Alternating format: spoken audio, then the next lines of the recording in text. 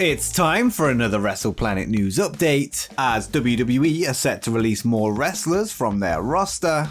We have an update from Vince McMahon's visit to the WWE Performance Center, and is Mick Foley set to appear in AEW to referee a hardcore dream match? All that and more coming up in today's video, but first...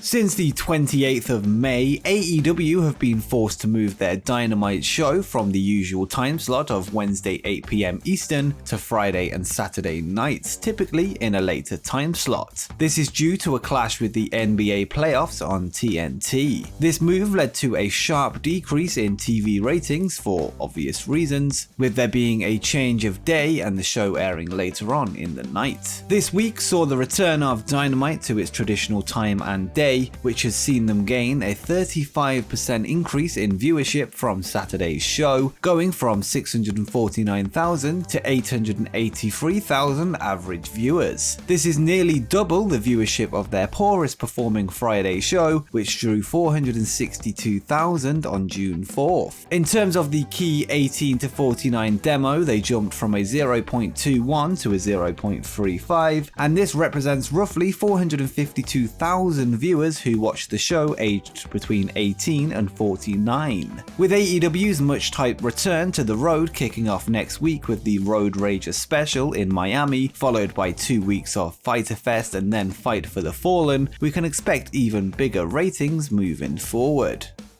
Next up, we have some news from Renee Paquette's Oral Sessions podcast, where she discussed her husband Jon Moxley's departure from WWE during her interview with the Iconics. She spoke of how when he left the company back in April 2019, Triple H would go out of his way to check in on Mox after he suffered an MRSA infection in his elbow in August later that year. This was despite his involvement with AEW and New Japan. Renee said, "Even when Jon left, there were times that Hunter pulled me aside because Jon was injured when he came back from New Japan. Hunter kept checking in to make sure Jon was okay. If he needed anything, WWE would have been able to help him in any kind of capacity. So it was nice to know that the olive branch was still extended, and it wasn't that heat-seeking thing that everybody thinks that it is. We've all spent so much time together, and nothing bad went down."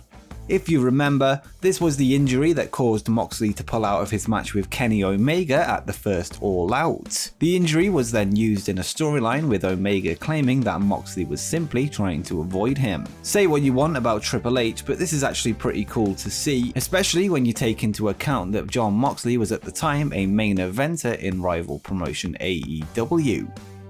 This week, WWE have announced a number of dates for Raw and SmackDown as well as pay-per-views now that they are returning to a touring schedule. The first show back, as we already knew, is on the July 16th edition of SmackDown held in Houston, Texas at the Toyota Center. One of the newly announced shows sees WWE return to the venue that they are arguably most infamous for, that being Madison Square Garden in New York City. WWE will return to the world's most famous arena on Friday, September 10th for a live episode of SmackDown. This marks their first show in the venue since December 2019, just months before the pandemic hit, which was a WWE house show. The last televised show at MSG was an episode of SmackDown 3 months prior on September 10th.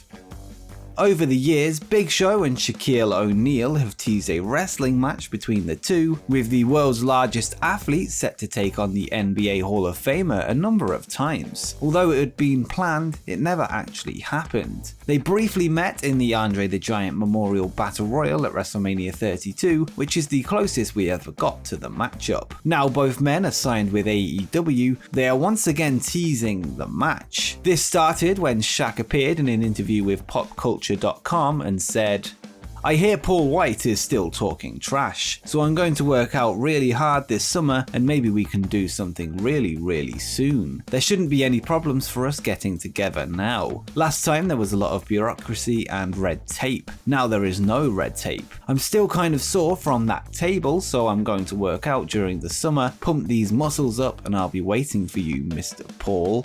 Paul White then responded to Shaq's comments on Twitter and said, "I'm not hard to find." This would no doubt be a fun match and would draw in a lot of eyes to AEW, especially with their ability to hype it on TNT's NBA broadcasts. But do you want to see Shaq versus Paul White in AEW? Let me know in the comments down below. In a recent video, we discussed Brian Cage's appearance in an upcoming horror movie named Jasper, but we now have some news of another AEW wrestler who will be appearing in a very different kind of movie. Daredevil Darby Allin is set to make a cameo appearance in the stunt film Jackass 4, which sees a bunch of guys do very silly things, which is right up Darby Allin's alley. The movie is set for release on October 22nd, and although it's unknown how prominent his role will be in the production, Darby is listed on the IMDb page for the film. The 28-year-old has mentioned in the past that an appearance in a Jackass movie was on his bucket list, and said that he had spoken with Steve-O about it in the past. And will you be checking out Jackass 4? Let me know in the comments down below. Throughout the past year, WWE have made big cuts to their roster, releasing a large amount of superstars, with the likes of Braun Strowman and Aleister Black departing the company. According to trusted reporter Andrew Zarian, roster shakeups will be a more regular occurrence going forward, and he wrote on Twitter, "WWE talent and staff shakeups are something I was told would be more common heading into this new era for the company. When I pressed this person as to why, their response was, to be honest, it's needed." Not only has the talent roster seen a shakeup, but WWE's headquarters saw even more staff made redundant yesterday, mainly in the marketing department. It's currently unknown how soon the next round of cuts will occur, but we do know that Vince McMahon has been keen to freshen up the main roster, which leads us nicely into our next story. Yesterday, Vince McMahon visited the WWE Performance Center, which reportedly led to trepidation amongst the camp, particularly due to the recent talent cuts. McMahon was joined by WWE President Nick Khan, Bruce Pritchard, and John Laurinaitis, with the four men meeting coaches and staff while watching talent training drills. PW Insider are reporting that despite initial concerns, the experience was a positive one, with one source saying that McMahon's visit was a breath of fresh air in the Performance Center. It will be interesting to see what McMahon's Orlando visit leads to, whether that be further main roster cuts as mentioned before, in order to open spaces up for any talent that stood out. Obviously, Vince has a, let's say, unique eye for talent, so we could see some unexpected call-ups this year. And quickly, just before we continue, make sure you scroll down and drop a like and subscribe with notifications turned on so you don't miss any upcoming wrestling content as we head towards 20,000 subscribers. But now that you've done that, let's get on with the rest of the video. And finally, a certain WWE and hardcore legend Mick Foley has seemingly hinted at an appearance in All Elite Wrestling. This follows deathmatch legend Atsushi Onita's claims that he wants to bring a proper exploding deathmatch to the USA. Onita is known as one of the pioneers of the deathmatch and appeared from his home in Japan during the build-up to the recent exploding barbed wire deathmatch between Kenny Omega and Jon Moxley at the AEW Revolution pay-per-view. Onita spoke of his involvement in the match and the disappointment that fans felt and said, "I want to show American fans my original Explosion match. I sometimes feel like I have to. American Deathmatch fans have been disappointed twice. First with the Explosion Deathmatch CZW held in 2017, and secondly AEW's. At the time of the CZW show, maybe because of costs, CZW said, 'We don't need Japanese engineers, don't worry, leave it to us.' And I believed them. I sent a cheering message to Kenny Omega and Jon Moxley, but AEW did the preparations for their Explosion match on their own, and I wasn't involved at all. However, I was disappointed that the fans were disappointed, and I felt responsible." As we know, the end of the Moxley-Omega match didn't quite go to plan, as the Explosion ended up being extremely underwhelming, this being despite the fact that the match itself was awesome. Onita was then informed that Moxley now uses his theme music Wild Thing, and he replied, "Moxley uses my theme music, thank you Moxley. I think if he had the spirit of Jado, Evil Ways, we might stand in the same ring someday. It would be interesting, wouldn't it?"